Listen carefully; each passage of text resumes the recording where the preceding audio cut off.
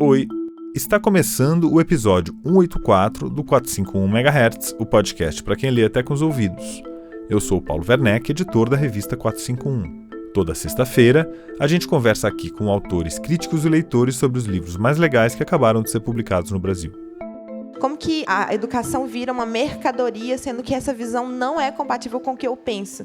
Se a gente pensar uma estrutura racista, ela só é possível dentro de um contexto capitalista. Uma coisa cede a outra e conversa com a outra diretamente, assim, uma alimenta a outra. Então, essa perspectiva, talvez, no ensino médio, que a gente reproduz muito, do ensino de literatura, baseado nas escolas literárias e tudo. Eu falava, eu quero trazer essas autoras negras e eu quero construir um pensamento com os meus alunos sobre essas obras. Essas que você acabou de ouvir são as escritoras e educadoras Lavínia Rocha e Andressa Marques. Eu já vou te falar mais sobre elas, mas antes eu preciso te avisar que esse episódio é realizado com o apoio da Lei Rouanet, Incentivo a Projetos Culturais. A Lavínia Rocha, a partir da experiência em sala de aula, criou o projeto África, um continente diverso. Esse projeto viralizou nas redes sociais e inspirou o livro O que você pensa quando falo África, que foi publicado em 2025 pela editora Yellowfant, que é um selo do Grupo Autêntica. As ilustrações são da Letícia Moreno. Além desse livro, a Lavínia é autora de outros 17 livros, tanto para o público infanto-juvenil quanto para os adultos. E aqui eu preciso fazer até uma confissão pessoal: a minha filha, lá na Feira do Livro do Pacaembu, só comprou livros da Lavínia. Voltou para casa com 3 livros dela debaixo do braço. Já Andressa Marques, além de professora, é coordenadora da área de Livro e Literatura na Secretaria de Formação Livro e Leitura do Ministério da Cultura. No ano passado, ela estreou na ficção com o romance A Construção, que foi publicado pela editora Nós. A gente reuniu essas duas professoras e escritoras para falarem da importância de uma educação antirracista, que é um tema urgente nas escolas e na nossa sociedade.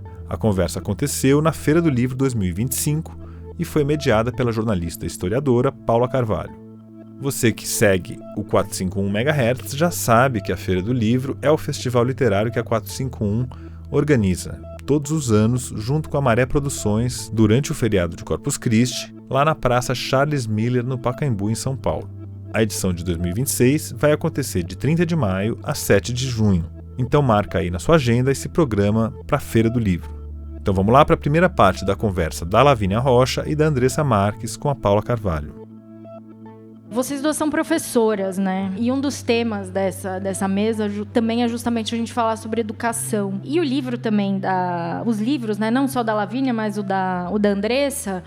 Só vou fazer um resuminho, né? O livro O que você pensa quando falo de África é uma professora que leva os alunos a viajar pelo continente africano, né? Mostrando que ele é muito mais diverso e tem muito mais coisas e histórias ali do que a gente imagina. Eu sou historiadora também, então, quando eu entrei na faculdade, em 2003, em 2004, que começou a ter História da África, como uma disciplina institucionalizada. Então, toda a minha formação foi sem História da África, né? Num país que é majoritariamente negro, né, com descendentes também dos africanos escravizados. Então, é um absurdo ter demorado tanto tempo para isso acontecer. Então, e o livro da Lavínia mostra para as crianças esse primeiro contato com outras Áfricas, né, que são muito diferentes até do que aparece na imprensa ou, enfim, no nosso imaginário. E o livro da Andressa segue aí, tem 2 momentos, né? Um deles é uma moça, é a protagonista, chamada Jordana, que entrou na UNB, né, na primeira turma de cotas na universidade. Então tem ali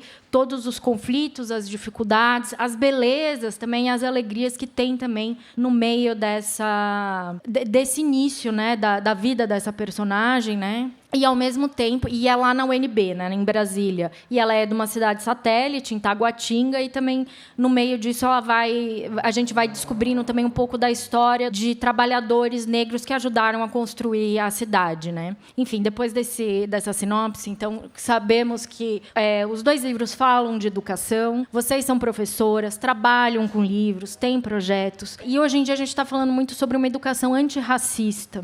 Então, imagino que vocês devam pensar, ou muita gente deva perguntar para vocês, o que é exatamente uma educação antirracista, como a gente pode fazer isso nas escolas e como a literatura, né, não só para além dos didáticos, pode ajudar também nesse debate. Então, falar de educação antirracista é uma coisa muito grande, né? Porque às vezes a gente está falando sobre educação antirracista, mas não entende muito bem o que é, como fazer. E às vezes a gente até encontra gente com muita boa vontade, querendo fazer, mas Lavínia, não sei por onde começar. Então, a primeira coisa que eu falo é: educação antirracista não é só abril falar de indígenas e novembro falar de negros em geral. E é o que muitas escolas vão entendendo. A gente teve em 2003 a Lei 10.639, que nos obriga, né? Não é um convite, é uma obrigação mesmo, de toda a educação básica, pública ou privada, trabalhar questões raciais a partir do ponto de vista negro. A de 2003 fala só dos negros, afro-brasileiros, africanos, a contribuição desses povos para a construção do Brasil. E, em 2008, essa lei foi atualizada pela 11.645, que trouxe já a questão dos povos indígenas. Então, a gente já precisou de um tempo, de uma lei para outra, para poder lembrar dos povos originários. E aí, o que eu faço primeiro? Eu tenho várias pessoas que são referência para mim. Uma delas, chamada Bárbara Carini, ela recebeu o Jabuti de Educação com Como Ser uma Educadora Antirracista no ano passado. Ela tem um livro, esse livro é um livrinho bem curtinho, bem pequenininho, uma delícia de ler. Para mim, leitura obrigatória para todo mundo, especialmente para aqueles que trabalham com educação ou que têm contato com crianças. E ela coloca muitas coisas para a gente, assim. E aí a primeira coisa que me pegou foi muito assim: primeiro, vamos positivar a ideia do que é ser negro. Que às vezes as pessoas me perguntam: por onde eu começo? Eu tenho uma filha, ou às vezes pessoas brancas, tenho filhos brancos. Como é que eu começo a trabalhar essas questões? Ou, e especialmente, as crianças não brancas. E aí a Bárbara Carini fala: vamos positivar primeiro a ideia do que é ser negro? Eu estou trabalhando agora eu tenho 4 turmas de 5º ano e eu estou trabalhando identidade racial com eles. Eu falo que foi quase um chá de revelação racial, minha aula, porque até eles entenderem, por exemplo, que eles eram negros, foi um processo de umas 3 aulas que eu precisei, de umas 2 semanas com eles. E a ideia que eles tinham, eu lembro que quando eu estava discutindo, por exemplo, aqui no Brasil a gente tem uma confusão muito grande com os pardos, né? O termo pardo, ele é um termo muito guarda-chuva. Então ele abarca ali pessoas indígenas que perderam a sua conexão, descendentes de indígenas que perderam conexão com o seu povo, com a sua terra, que aí acaba tendo a pele marrom, e aí vão se declarar pardo, porque indígena não é fenotípico, né? Indígena é uma questão cultural. Então, a gente pode ter uma pessoa com a pele clara, olhos verdes, loiros, ser uma pessoa indígena. Indígena não é fenótipo. E aí a gente tem os pardos, que são os negros de pele clara. Então, é uma confusão muito grande para eles. E aí, quando eles foram entender, por exemplo, que uma parcela dos pardos entram ali em negros, eu lembro de alguns olharem: peraí, eu sou negro, então? E aí alguns caras disseram: não, acho que eu não gostei disso, assim. E aí, então, a primeira coisa que eu trabalho com eles é a positivação do que é ser negro. Então, o meu livro, que você pensa quando eu falo África, é baseado numa história real, porque uma vez eu fiz isso com os meus alunos, eu perguntei para os meus alunos de 5º ano na época, hoje eles já estão grandes, o que vocês pensam quando eu falo África? E a resposta que eles me deram foram bem negativas, assim, pobreza, miséria, fome e tal. E aí fiz um projeto com eles e depois perguntei de novo, e aí houve uma transformação na imagem deles. Então, a minha ideia, primeiro, é que a gente entenda que a gente a gente fala muito berço da humanidade sem ter muita noção do que a gente está falando. E, assim, é o berço da humanidade real, assim. A matemática, a física, a astronomia, a história, a geografia, tudo ali. A gente pensa em Egito Antigo, quanta coisa foi roubada pela Grécia, né? E a gente tem a ideia de que foram os gregos que criaram, mas estava ali tudo no Egito. E que é o antigo Kemet, né? Então, eu trabalho com eles essa ideia de onde a gente veio, do nosso legado, da nossa música, nosso jeito de falar, nosso jeito de se vestir, nossa forma de contar as histórias, nosso cabelo, nossa cor. E aí eu positivo a ideia do que é ser negro. Então, a primeira coisa que eu falo de pensar uma educação antirracista é positivar essa ideia.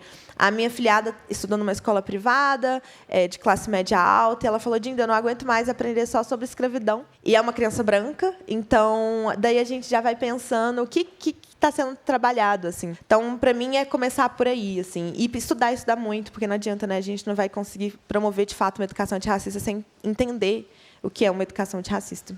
Acho que essa reflexão sobre a pedagogia antirracista, sobre essa educação antirracista, na verdade, ela vem de uma experiência muito... Ela nasce de uma afetação muito própria de não só professores negros, né, mas de quem tem uma perspectiva de construção de uma sociedade diferente. Então, esse questionamento dos professores de como é que eu vou fazer uma pedagogia antirracista, como é que eu vou trabalhar racismo em sala, as pessoas sempre muito procurando um manual. Eu sou professora de língua portuguesa, então tive uma experiência ali longa com anos finais, então do 6º ano ao 9º ano, e também com o ensino médio. E o meu mestrado não tinha nada a ver com o ensino. Eu estudei as autoras negras, contos e também rap, e pensei escrita também, mas era outra reflexão. Então, quando eu entrei na sala de aula, esse ser professora de literatura me levou para outros caminhos. Então, eu já tinha um trabalho definido para a tese, que era meio parecido com o que eu tinha estudado no mestrado, só que eu pensei, não é isso, não faz sentido, porque, como professora, eu estava enfrentando novos questionamentos. Então, essa perspectiva, talvez, no ensino médio, que a gente reproduz muito, do ensino de literatura, baseado nas escolas literárias e tudo, e eu falava, eu quero trazer essas autoras negras e eu quero construir um pensamento com os meus alunos sobre essas obras. Então, comecei com autoras lá no começo do século, lá no 19, comecei com Maria Firmina dos Reis, estudando os contos, até contos de autoras contemporâneas, como Cidinha da Silva. Foi pensando em como traduzir, né, de como trazer uma reflexão na minha tese para outros professores de língua portuguesa, de pensar como que a gente pode trazer uma complexidade e trazer reflexão para os estudantes que não fosse só, olha só, ela fala de raça, é isso, né? Dever cumprido, novembro vencido. Não era essa a intenção. E as referências eram sempre muito... a gente tem muitos estudos sobre a abordagem desses textos na sala de aula, mas foi com o pensamento de uma escritora, que é a Toni Morrison, que eu consegui encontrar a chave do meu trabalho. Então, na verdade, eu fiz ali uma reflexão de trazer a escrita criativa como uma ferramenta dentro da sala de aula para a gente pensar justamente esse texto dessas autoras negras. Então, aquele livro belíssimo de ensaios da Toni Morrison, que é A Fonte da Autoestima, que é um livro lindo. Nesse livro, ela fala muito dessa construção dessa personagem negra, da complexidade, do lado, né, muito a reflexão de Fanon também, de uma pessoa que está sempre vendo a sociedade através de um véu, e esse véu, que é o racismo, nada mais, nada menos que ele. Isso produz uma barreira dessa pessoa com o mundo, e, ao mesmo tempo, é algo uma construção muito intensa, dialética, enfim. E daí que eu cheguei nessa perspectiva, a partir dessa chave da fonte da autoestima, que é o que a Toni Morrison identificou como algo muito importante para esse personagem negro, que é justamente algo ali que, dentro dessa dificuldade, desse grande desafio que é construir uma obra em que o racismo é algo presente, então, como se fosse o grande vilão, mas não é o grande vilão, porque ele não pode tomar de conta de tudo. Então, na Fonte da Autoestima, a Toni Morrison traz muito essa perspectiva de cuidado com essa personagem, do que tem por trás dessa personagem, que não é muito dado, que não é uma coisa gratuita. E aí, foi nesse mergulho em Toni Morrison que eu fiquei pensando nessa construção dessa subjetividade de um personagem negro. Então, fiquei ali com várias pontas que eu queria juntar dessa minha experiência, que deu resultado aqui ao livro A Construção, mas eu considero que esse encontro intenso que eu tive com a Toni Morrison, a gente, quando está num doutorado, enfim, a gente passa muito tempo sozinho e entrando na cabeça dos autores, e eu acho que essa pedagogia antirracista, ativa, preocupada em trazer novos caminhos para problemas que a gente já conhece há muito tempo, foi essencial para eu construir o meu caminho aqui nesse primeira experiência na escrita criativa literária. Os 2 livros de vocês falam sobre histórias, grupos completamente visibilizados pelo que a gente chama de história oficial ou do pensamento oficial, né? O da Lavínia é sobre essa história bem mais antiga da África, que não tem nada a ver com o colonizador branco, que é muito mais rica, tem muitos impérios, e ela traz alguns desses personagens, alguns desses impérios, né? O Songhai, o Império Mali, enfim. E o D'Andressa vai falar desse grupo invisibilizado, que são esses trabalhadores negros, né? Em sua maioria nordestinos também, né? Que são os chamados candangos, né? Que vão imigrar ali do Nordeste, enfim, para construir Brasília. E que tem ali uma história completamente soterrada, né? Literalmente, em cima do próprio concreto da cidade. Então, eu queria que vocês contassem esse percurso de pesquisa para fazer esses livros, né, e trazer à luz, né, esses grupos ou essas histórias que, em geral, são muito difíceis da gente até encontrar em livros mesmo, né? Eu entrei na faculdade um pouquinho depois de você. E assim, eu só tive a história da África pós-colonial. E aí eu cheguei para dar aula, eu tinha que dar a história da África pré-colonial. E aí, assim, claro que a gente não aprende tudo na faculdade que a gente vai ensinar, isso é óbvio, mas pelo menos um pouco de contato a gente precisa ter para conhecer os nomes, quem são os historiadores, né, que pesquisam essa área e tal. E aí eu fui à luta meio que sozinha mesmo, assim, fui buscando o que eu precisava ensinar para os meus alunos. É 5º ano, então tinha que ser algo mais lúdico, mas também o problema da educação antirracista é que a gente nunca sabe quão sozinho a gente está. Então, às vezes, você precisa ensinar, mas tudo bem, que isso é matéria de 6º ano também, eles vão ver de novo. Você não sabe. Não, no 7º ano vai ter esse tema aqui, eles vão aprender Gana, Mali e Songhai. A gente não sabe quem vai ser o professor do 7º ano. É um professor fechado com a gente? Então, é uma coisa da gente se sentir sozinho também. E aí eu construí um projeto, esse projeto chamado África, um continente diverso, e eu lembro que o capítulo de África do livro ele ficava separado do capítulo de Egito. E aí, quando eu fui trabalhar com eles, eu falei, olha, gente, a gente já viu Egito, né? África. Eles, peraí, professora, Egito na África? E isso não é raro, tá? Isso não é raro. Quando a gente fala de história egípcia, a gente fala, olha, a história africana, e aí a gente cita o Egito, as crianças perguntam, mas Egito fica na África? Porque a civilização europeia, ela adotou tanto algumas coisinhas ali egípcias, que quase foi desconstruindo a ideia de que é africano, de que é negro. Inclusive, essa é se a gente pegar as representações egípcias em filmes, novelas, elas são sempre representações brancas, embranquecidas do que é o Egito. E a gente tem pesquisadores que vão a fundo nisso, pensar um Egito negro, um Egito diferente daquilo que é colocado para a gente. Então, a primeira coisa desse projeto de ensinar as crianças é desconstruir coisas horríveis que já foram construídas e que continuam sendo construídas. A gente tem, por exemplo, essas novelas bíblicas que, né, fizeram muito sucesso, que representam o Egito branco, e influencia muito essas novelas nas minhas crianças. Então, a primeira coisa é desconstruir, que é muito difícil. Construir qualquer coisa é muito difícil. Desconstruir, para começar a construir, é um papel ainda mais difícil. A primeira vez que eu apliquei o projeto foram 3 semanas, eu não tinha muito tempo. A segunda vez que eu apliquei o projeto, eu fiquei 6 meses trabalhando na história da África. E aí o projeto, nossa, multiplicou, assim, foi muito legal. Aí eu fiz o Egito Antigo com eles, depois a gente desce ali para onde hoje é o Sudão, e era o Império Kush. E aí, por exemplo, eu trago a história de Amarirenas, que eu não sei se vocês conhecem, foi uma mulher, uma Candace, uma rainha do Império Kush, no século I antes da Era Comum. E quando o Império Romano, sob o governo de César Augusto, queria conquistar o Império Kush, Amarirenas organizou uma resistência a partir de um ataque surpresa ao exército romano, com um ataque de flechas, assim, ela conseguiu segurar e fazer com que o Império Romano entrasse num acordo e não dominasse o Império Kush. Aí tem a história, né? A gente tem um século I antes da Era Comum, tá, gente? Então, a gente tem referências históricas diversas, mas o que a gente tem na história é de que a Amarirenas, depois ela corta a cabeça de uma estátua de César Augusto, coloca debaixo de um templo, na porta de um templo, para todo mundo ter que pisar antes de entrar. Essa história é uma história que, nossa, os meninos quase morrem. Eu não conhecia ela. Você não conhecia? Eu falei, meu Deus, que incrível! É uma história incrível. Eu também. Eu conheci pesquisando para trazer mais histórias para as crianças, né? E é uma mulher negra de pele escura, porque o Kush, sim, é conhecido como a terra dos faraós negros, como se no Egito não fosse. Sudão, em árabe, é a terra dos negros. E a Maria Inês era uma mulher negra e ela era cega de um olho. Então, eu posso trabalhar com eles questões anticapacitistas, antirracistas, pensar o governo de uma mulher, e aí eu discuto com eles assim até hoje, né? Quantas mulheres a gente vê na política? Então, eu consigo trabalhar o presente a partir de uma história de muito tempo atrás. Então, depois do Império Kush, a gente atravessa o deserto do Saara e tudo é feito de uma forma bem lúdica.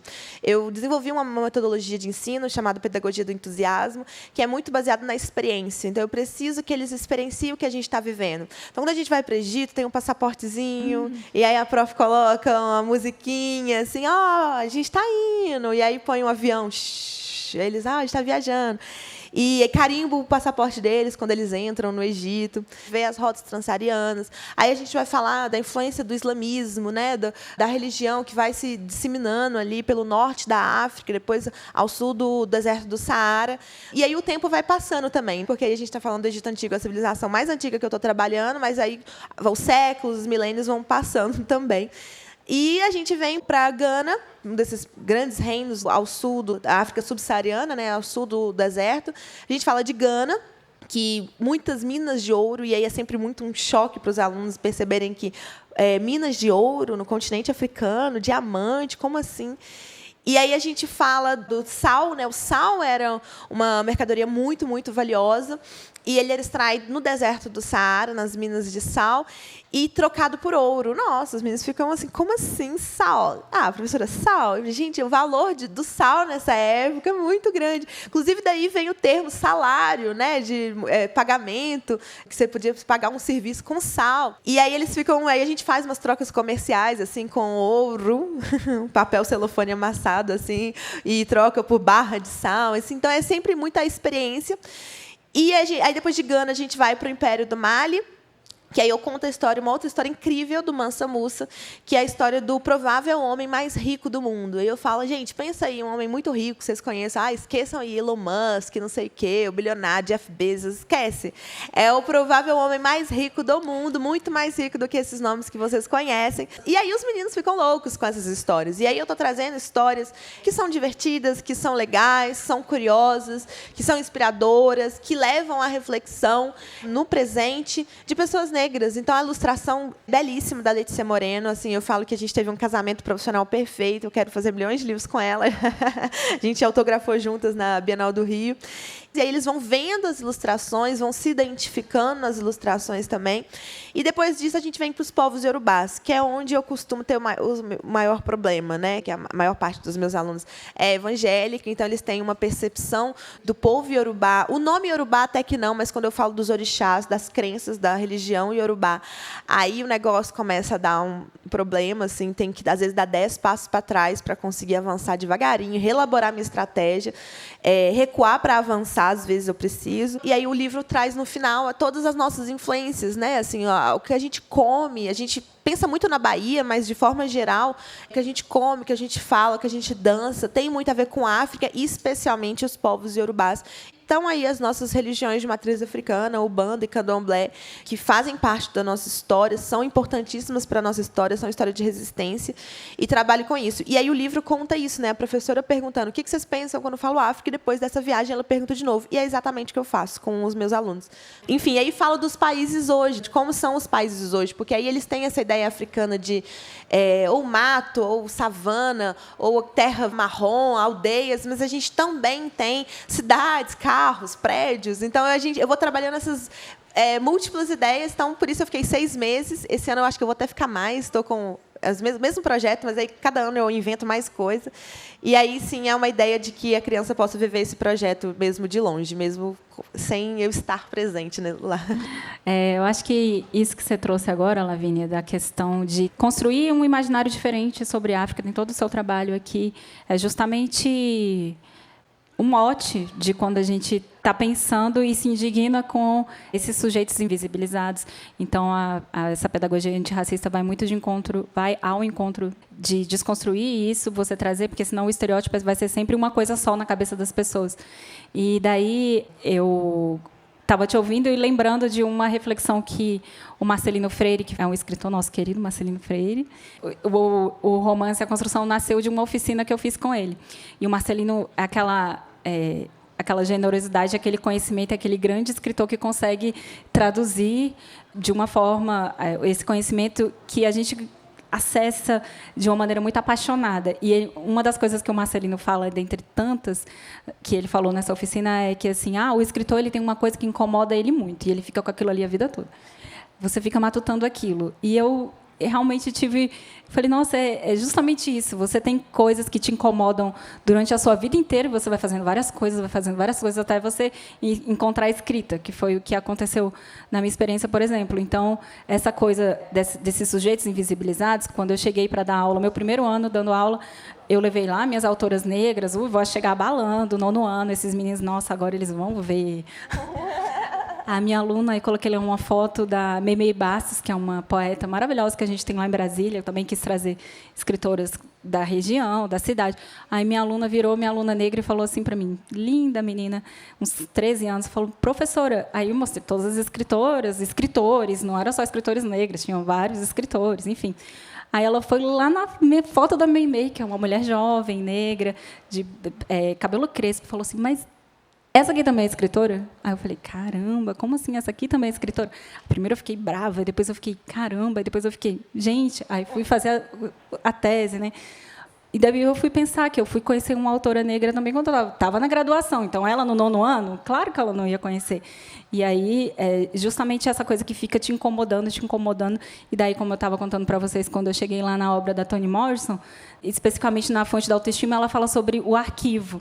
Então, como que o escritor e a escritora, que tem essa linha ali que está incomodando ele, que o Marcelino que me revelou, que é uma questão dos escritores, como é que você pode falar desse sujeito invisibilizado? Falar não, mas construir uma história, dar a ver a uma experiência de personagens que vai te mostrar um sentimento para o seu escritor, para o seu leitor, vai te colocar numa situação dentro daquela cabeça daquele personagem. E a Toni Morrison fala da importância do arquivo. Então, ela, muito ativa, foi atrás das histórias. E aí ela vai atrás dos arquivos públicos nos Estados Unidos, atrás da imprensa. E, sem querer, foi uma coisa que eu fui fazendo também na minha tese. Eu estudei a imprensa negra.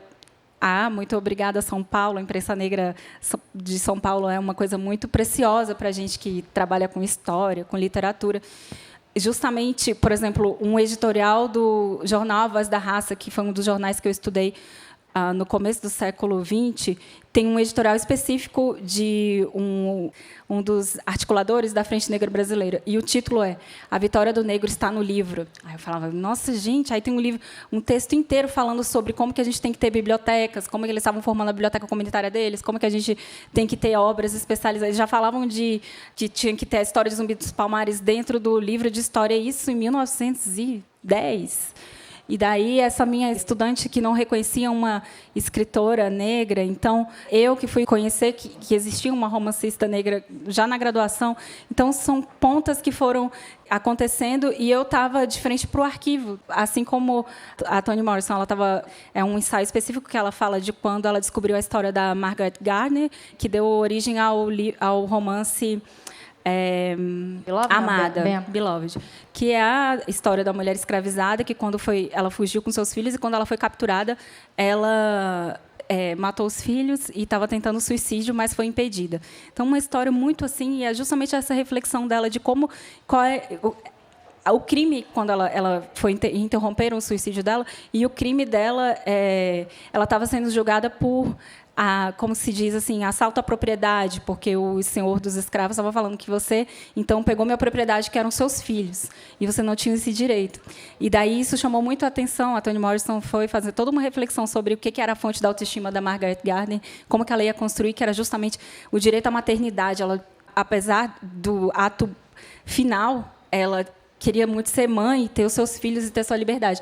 Então, esse arquivo foi muito precioso para ela. Ela, diante de uma invisibilidade, né, de uma terra arrasada de pessoas que ela queria contar a subjetividade e a complexidade dessas pessoas que viveram, tiveram seus sonhos, tiveram, né, suas vidas, ela foi para o arquivo.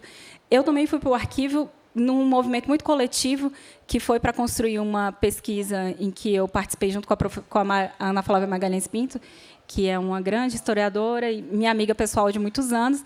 e ela estava fazendo justamente esse movimento junto com os estudantes dela dentro do Arquivo Público do DF.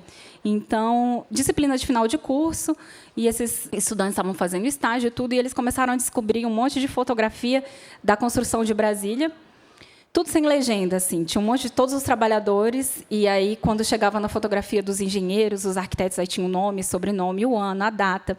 E dos trabalhadores negros era aquele tanto de trabalhador, não tinha o nome de ninguém. E, assim, às vezes a pessoa fala, mas também, né, gente, era a multidão, como é que eles iam referenciar todos? Mas até quando eram ilustres pessoas que estavam lá, por exemplo, teve uma recepção em Brasília e o Leopoldo Sédar Senghor estava presente até na fotografia dele, não havia legenda.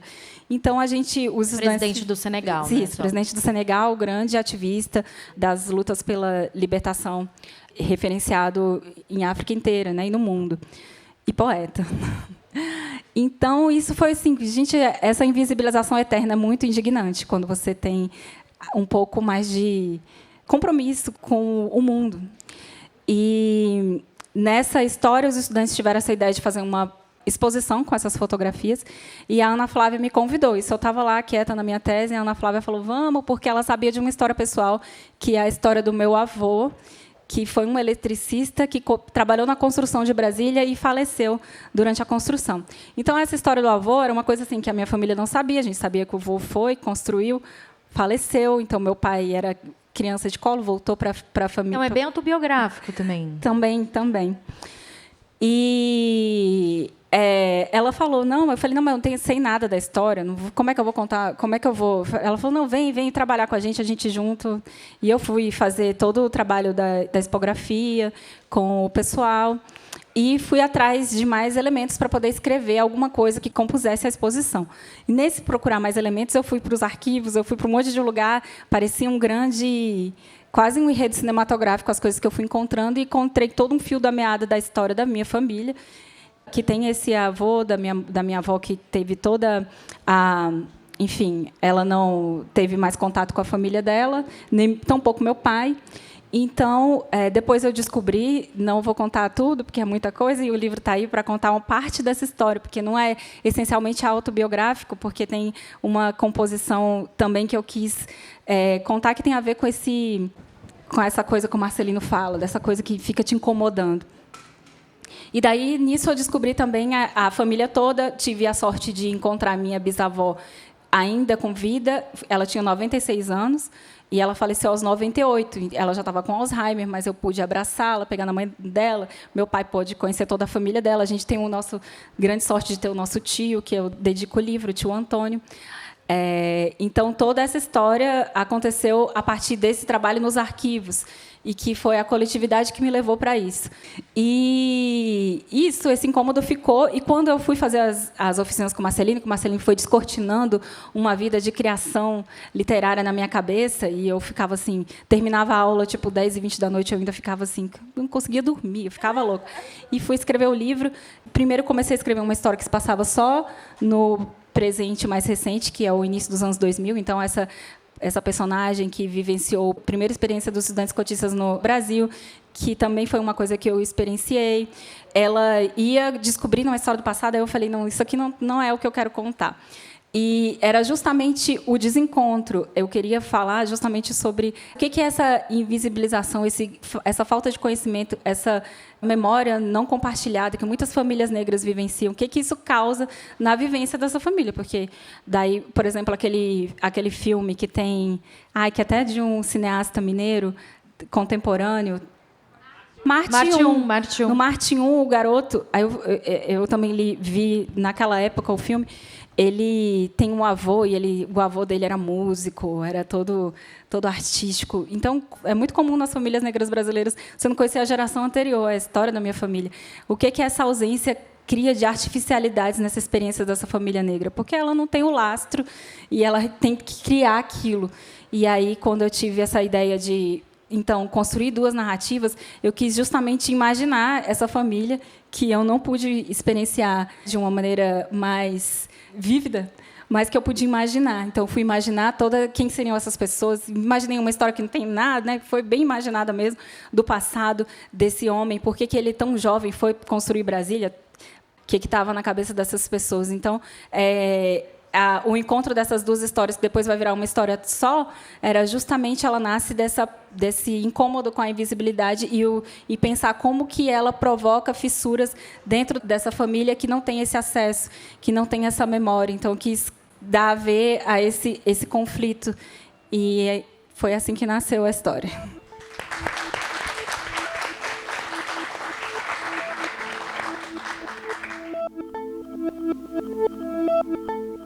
E antes de seguir com o programa, a gente tem um recado da Tinta da China Brasil. O que são guerras culturais? É isso que o historiador português Rui Tavares explora em Hipocritões e Oligarcas, Passado e Futuro das Guerras Culturais, novo lançamento da Tinta da China Brasil. De Lutero a Donald Trump, da invenção da imprensa às redes sociais, Rui Tavares mostra as várias formas que as guerras culturais assumiram ao longo dos séculos. Um livro essencial para conhecer o passado, entender os labirintos do presente e vislumbrar as saídas para o futuro. Hipocritões e Oligarcas está em pré-venda no site da editora e nas melhores livrarias. Garanta já o seu em tintadachina.com.br. A gente também tem um recado da nossa colunista aqui do 451 MHz, a Bruna Beber. A escrita é meio você tá num palco abandonado, sabe? Sem plateia. Oi, eu sou a Bruna Beber, poeta, tradutora e desde abril colunista aqui do 451 MHz. Uma vez por mês você pode me ouvir aqui conversando com grandes autores sobre grandes livros, poesia em primeiro lugar, aqui no podcast para quem lê até com os ouvidos. O que eu ia falar? Esqueci o que eu ia falar. Tô nervosa. Isso tem que cortar, hein, galera, na edição. Shows! Isso também pode cortar, né? Ai, essa fofoca é ótima. O que você planeja para trazer aqui para bagunçar aqui o programa, Bruna? É segredo, né? Acompanhe o 451 MHz no seu tocador de podcasts favorito e fique por dentro de todas as novidades. Não perca! Então vamos lá para a segunda parte da conversa da Lavínia Rocha e da Andressa Marques com a Paula Carvalho. Agora eu queria fazer uma pergunta mais literária mesmo, porque a Lavínia também tem vários livros aí, principalmente voltados para o público infanto-juvenil também. Já que você falou de personagens, eu adorei a Jordana, que é a protagonista do livro da Andressa. E eu gostei da Jordana porque ela é muito em cima do muro. Ela demora para tomar posições. Ela parece bem libriana, me desculpem os librianos. Mas, enfim.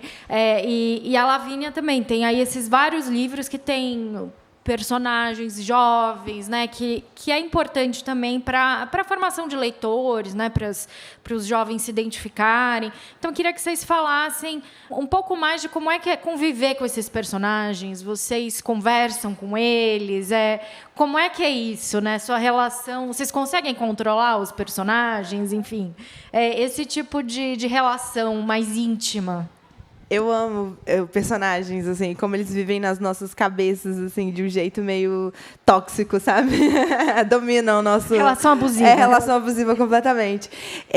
Eu gosto muito de criar, essa é uma coisa que eu faço desde muito novinha. E eu comecei a escrever por causa das aulas de produção de texto na escola, né? Então, tinha ali redação toda semana, 30 linhas. E eu não suportava essas 30 linhas, queria mais e tal. Daí que eu comecei a escrever meus próprios livros. E aí, no início, os meus personagens, eles vêm para suprir meus sonhos. Então, eu tinha o sonho de conhecer Barcelona. Não tinha como ir lá de verdade. Eu escrevi um livro, meu primeiro livro chamou Amor em Barcelona. Falo que os meus livros são bem coloniais. São personagens brancas, cabelo liso, tudo que eu queria ser, tudo que eu queria viver.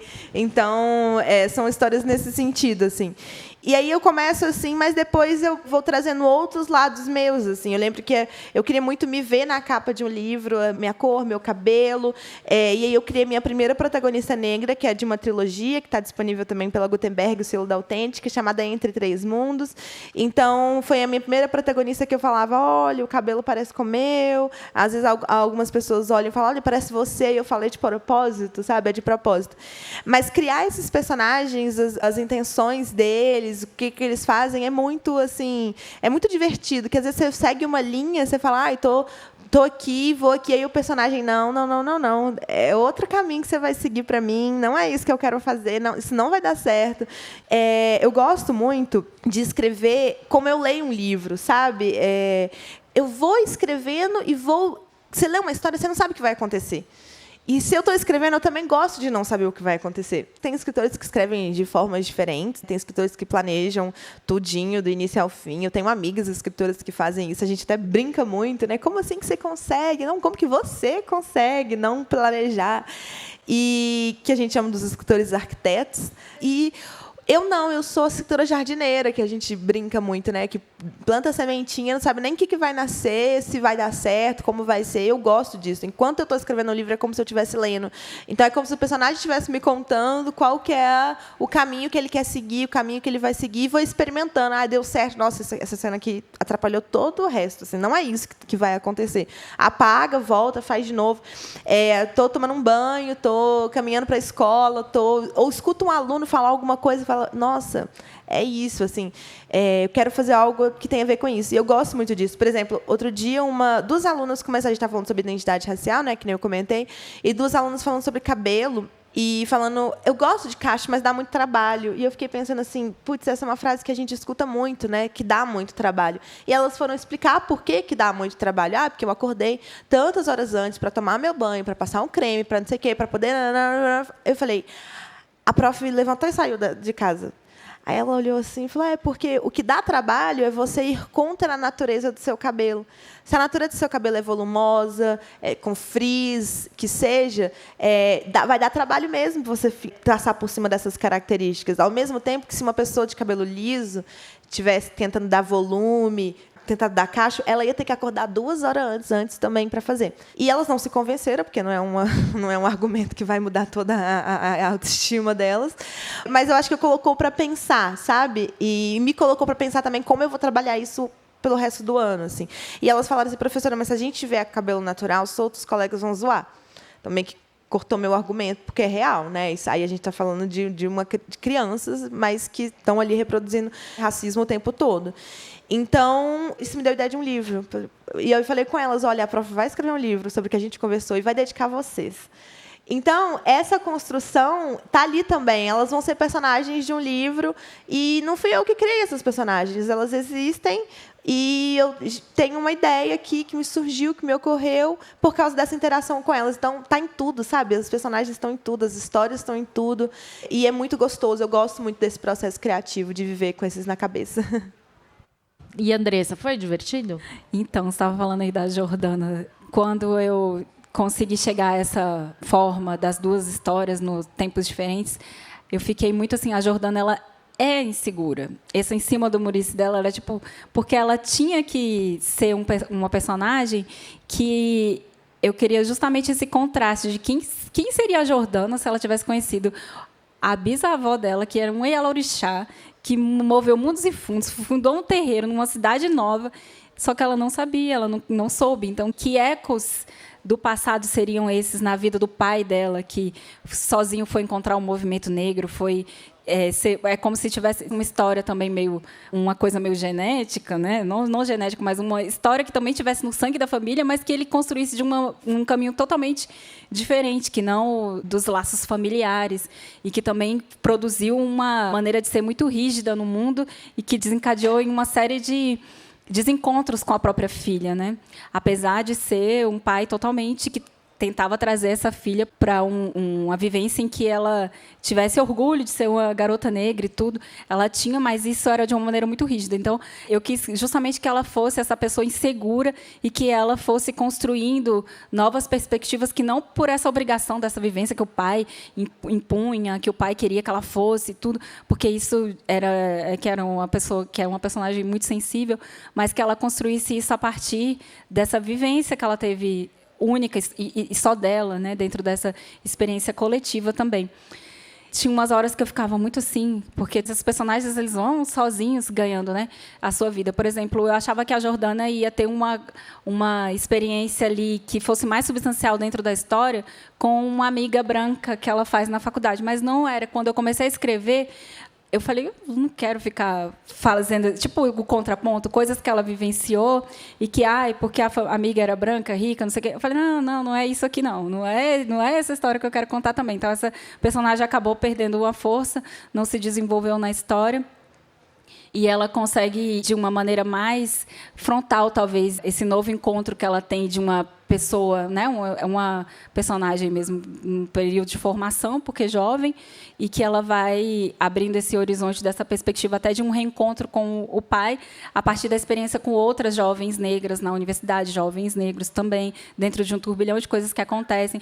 A história do passado me deu muito prazer em escrever, porque essa do passado mais recente, final dos anos 2000, começo dos anos 2000 com a Jordana, era uma coisa que era para mim muito difícil, porque eu estava muito próximo daquilo numa experiência pessoal, então eu queria me distanciar um pouco dela, era muito difícil. Mas na história do passado, eu ficava assim, até por escrever em terceira pessoa, eu me sentia mais livre e acho que eu ficava ali querendo escrever aquilo todo o tempo, imaginar aquele cenário, aqueles espaços, aquela vivência.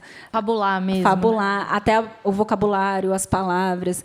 E a Rita, eu sou fascinada pela Rita, tá? É a bisavó na história do passado. Então, ela é uma mulher que fez muitas coisas. E lutou muito para ter a experiência de ser Ialorixá e tudo. Mas, assim, dentro de toda uma vivência também de uma questão afetiva muito plena, né, daquela família. Então, eu gostei muito de imaginar aquilo. E teve essa história dos personagens que foram ganhando mais força e menos força, passo que a história vai se desenvolvendo. E só comentar que a frase que começa o livro é muito impactante. Ouvi dizer que em Brasília não vão entrar negros.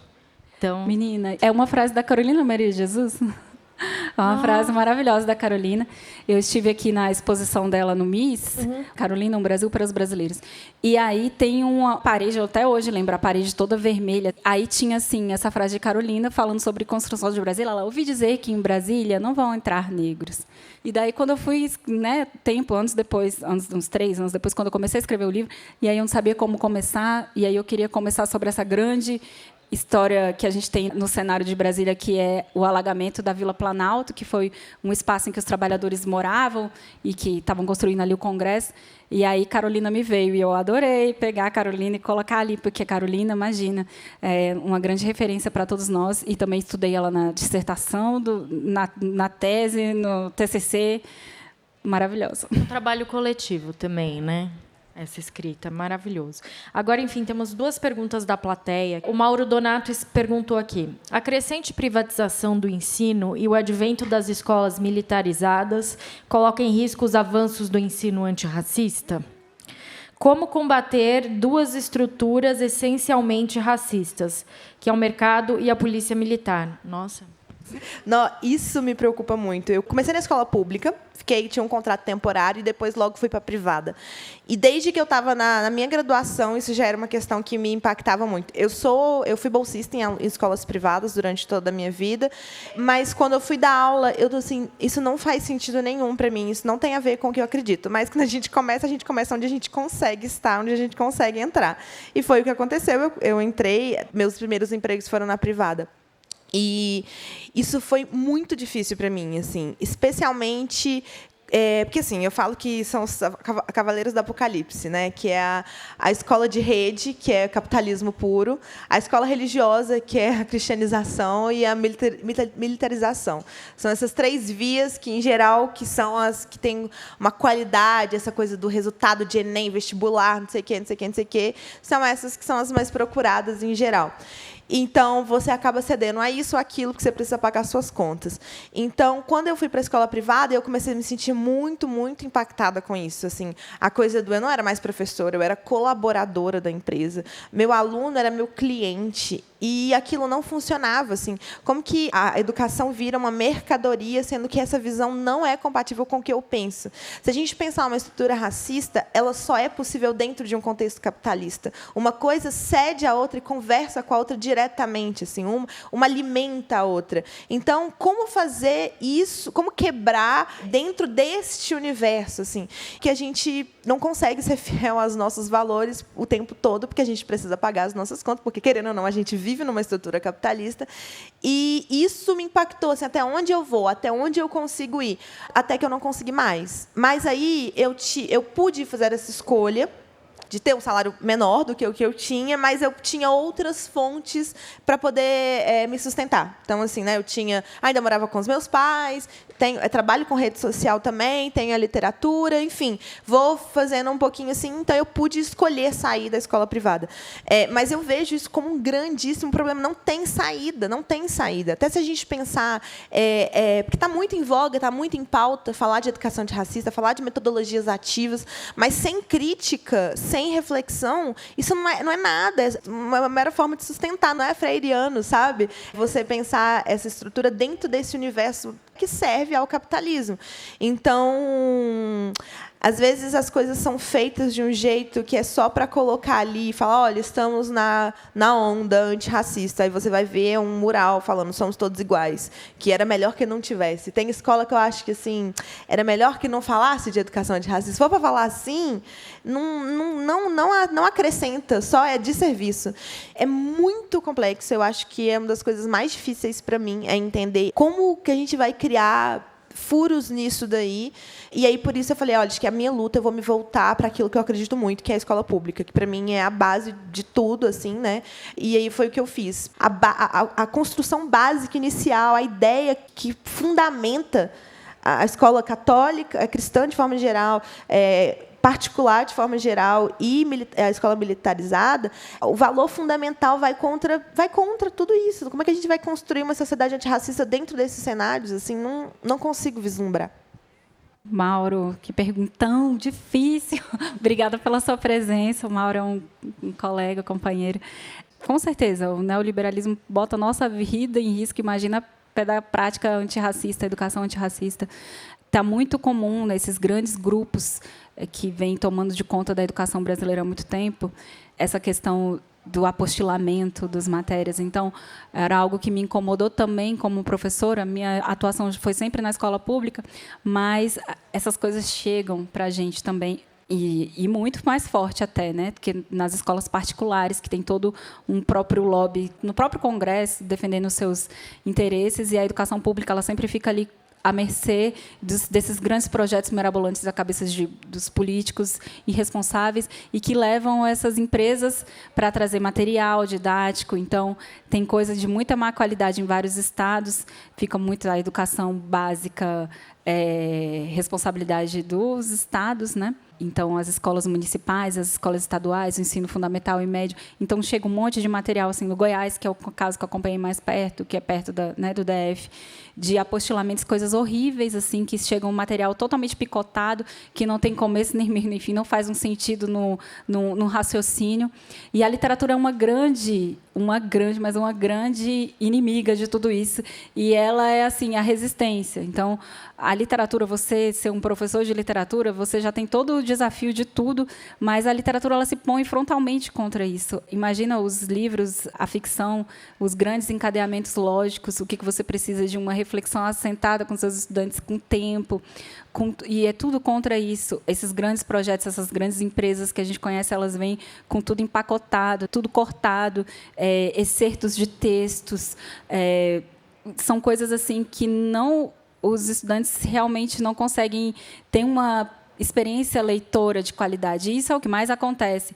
E tem, assim, eu percebi muitos projetos assim mesmo de você até ter o esvaziamento desse papel do professor de literatura, porque o professor de literatura, aí ele pode ser, né, uma expansão disso. Então, esse trabalho, até quando eu escrevi a minha tese, que eu escrevi o ensino de literatura, aí todo mundo, não, mas literatura não se ensina, tem uma grande discussão sobre isso. Literatura não se ensina, mas também a gente não pode abandonar a perspectiva de um trabalho que tem um encadeamento, que tem uma proposta, que tem até essa coisa dessa ferramenta criativa que os estudantes também podem entrar no texto a partir disso, um trabalho mais ativo da parte deles, que daí tem da minha experiência pedagógica, despertar um interesse maior neles. Então, eu acho que a gente está sempre lutando contra essa maré terrível, mas eu acho que a literatura ela ainda é um conhecimento que a gente ainda tem oportunidade de ter alguns escapes com esses estudantes na sala de aula, mas não é tão fácil, porque precisamos de recursos materiais,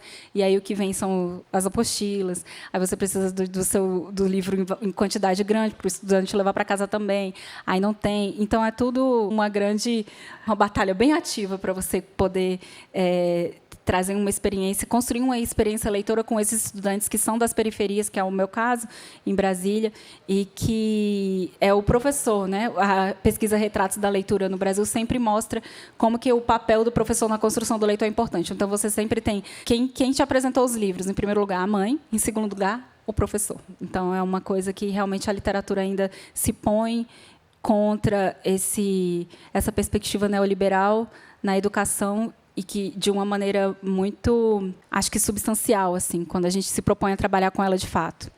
Então, chegamos ao final da mesa. E obrigada, gente.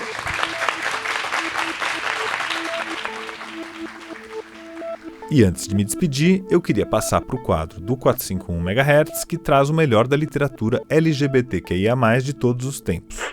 LGBTQIA+, significa lésbicas, gays, bissexuais, trans, queer, intersexuais e assexuais. Nesse quadro, a gente convida autores e grandes leitores em geral para indicar os livros que foram marcantes, as leituras recentes e outras dicas literárias LGBTQIA+, imperdíveis para todos os leitores.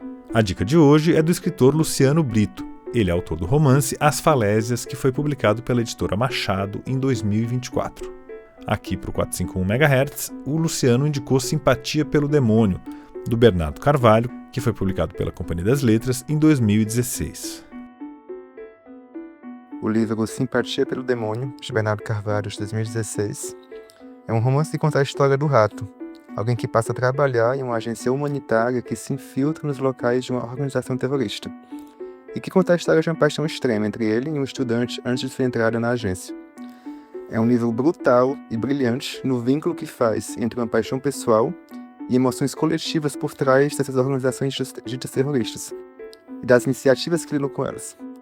O arranjo é impressionante. Na maneira labiríntica como a narração estuda essas obsessões e emoções, muitas vezes ela parece sair de controle, mas sempre se reencontra.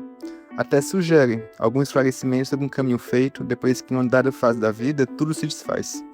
No comentário que faz sobre a violência, é um livro incendiário, fino e sóbrio. Então essa foi a dica do Luciano Brito, Simpatia pelo Demônio, do Bernardo Carvalho, que saiu pela Companhia das Letras em 2016. E agora aproveita que você está aí com seu celular por perto e faz uma avaliação desse episódio e também do podcast. No Spotify e no Apple Podcasts, por exemplo, você pode dar 5 estrelas aqui para o nosso programa e comentar o que você achou desse episódio. É só clicar no ícone com as 5 estrelinhas e atribuir a sua avaliação. Você também pode indicar agora mesmo o 451 MHz para outras pessoas. É só clicar no botão de compartilhamento e enviar por Zap para as pessoas com quem você gosta de discutir temas literários. E não esquece de seguir a gente no Spotify, no Apple Podcasts ou na sua plataforma preferida. Assim você pode receber notificações quando os episódios forem publicados. E antes de dar tchau, eu queria agradecer aos nossos ouvintes entusiastas que colaboram financeiramente para a realização do podcast. Então, muito obrigado ao Alexandre Vidal Porto, Ana Carla Dias Braga, André Viana, Arthur Petrola, Daniela Falcone, Eliane Marta Teixeira Lopes, Flávio Francisco de Moraes, Getsemane Silva, Gustavo Senechal, Irene de Almeida Biasoli, Lorena Grise, Lucimara Carvalho, Luísa Franco, Marcelo Roseno de Oliveira, Matheus Cacique Moraes, Nancy Rodrigues Barbosa, Newton Brigatti, Patrícia Rodrigues Sanches, Priscila Valverde de Oliveira Vitorino, Ramon Limeira Cavalcante de Arruda, Regina Gomes Sodré e Rodrigo Bittar. Muito obrigado a todos os nossos ouvintes entusiastas. É isso aí, chegamos ao final do episódio 184 do 451 MHz. O nosso próximo programa vai ao ar no dia 27 de fevereiro, sexta que vem. O 451 MHz é uma produção da Associação 451. E eu sou o Paulo Werneck.